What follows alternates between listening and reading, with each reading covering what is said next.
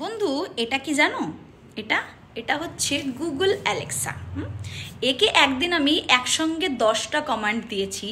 প্রথম কমান্ডে যখন দিলাম তখন ঠিকঠাকভাবেই পালন করলো, ঠিকঠাকভাবেই অ্যান্সার দিল।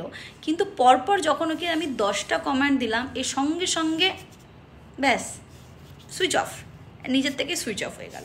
তাহলে ভাবো, বাড়িতে আসা এত এত স্মার্ট একটা অ্যাডভান্স মেশিন 10টা কমান্ড একসাথে নিতে পারলো না, সুইচ অফ হয়ে গেল, হ্যাং অন হয়ে গেল, ব্যাস শেষ তার সমস্ত কিছু। কিন্তু একটা বাড়িতে আসা বউকে 3 জেনারেশন 3 রকমভাবে কমান্ড দেয়।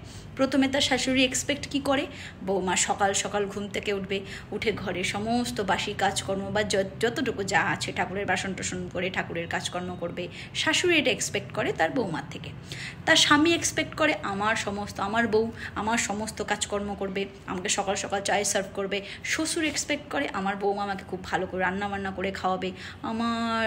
আমি খুব সৌভাগ্যবান, আমি এত সুন্দর বৌমা পেয়েছি। এবং বাচ্চা এটা এক্সপেক্ট করবে তার মায়ের থেকে যে আমাকে যত্ন করার জন্য, আমাকে ভালো রাখার জন্য আমার মায়ের যা যা কর্তব্য তাই মামা করুক, তাই মা করুক।